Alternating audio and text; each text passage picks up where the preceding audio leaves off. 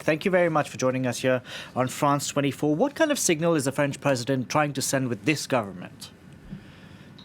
Well, I think Emmanuel Macron is really trying to, and of course his new Prime Minister, Monsieur Castex, is trying to reassert his authority over government by appointing, new ministers, younger ministers in some cases, to quite prominent posts, and really trying to sort of retain his grip over power in terms of the next few years, as you're saying, looking ahead to the 2022 presidential election.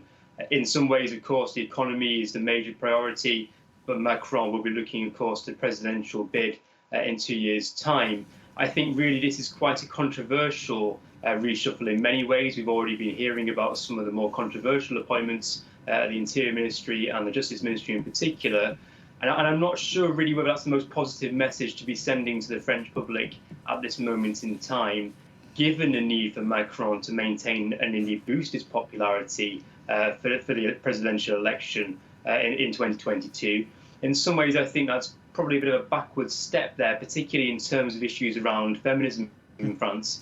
There may be more women in the cabinet, but I think generally the message that Macron is showing here is not necessarily a pro-feminist message. Let's talk about the public mood afterwards. But first, I want to ask you about the new Interior Minister, because from what I understand, he's one of the youngest this country's ever had. He's 37 years old, rather. Gérald Darmanin. Does he have what it takes to assume this high-profile ministry? Well, of course, young interior ministers are nothing new really in France. Nicolas Sarkozy was himself in his 30s when he took over. He was 46, I believe.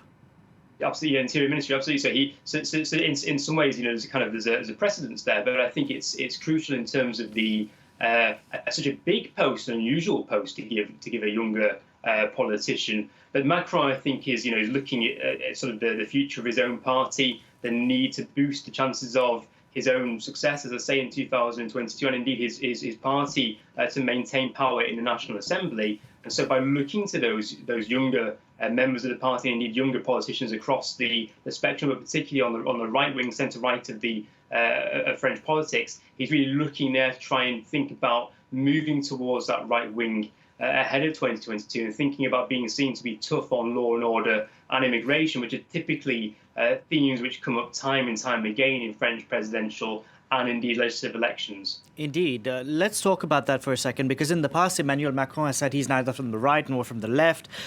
Yet, as you said, two of the prime ministers now that he's appointed have come from the right. Then you have this government that's been formed. But recently, we had municipal elections here in France where green candidates swept to victory in large cities, including in Lyon. Why didn't Emmanuel Macron try and make gestures to that side of the electorate?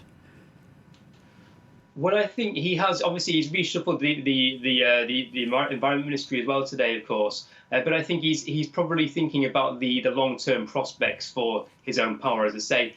And whilst there was obviously a kind of green wave in the recent municipal elections, that is very difficult to translate to national politics. Europe Écologie Les Verts, the Green Party in France, is very well established at a local level. When it comes to translating that to a national level, it's been very difficult to do so. And really, in some ways, Macron can kind of afford to ignore the Green Party at this stage and focus on his own kind of party and his own ideas, particularly, say, around the centre-right. But he has made sort of stops towards sort of more green policies, and it's certainly something which is going to be vital in terms of rebuilding the economy in the next 2 years. But I realise, I say, in terms of translating the sort of success of green politics at a local level to a national level, that's always been very hard. The Green Party's always been on the fringes when it comes to presidential and indeed legislative elections for the National Assembly. So it's very unlikely to have a major impact in terms of presidential elections. So, as I say, Macron will really look towards where traditionally power has tended to come from in France in terms of the centre-right, and indeed generally his economic policies have been more to the centre-right in general. So he'll look towards that side of the political spectrum, try and boost his popularity and try and maintain those links with the centre-right ahead of 2022. Dr. David Lees, we're going to have to leave it there. Thank you very much for joining us on the programme today.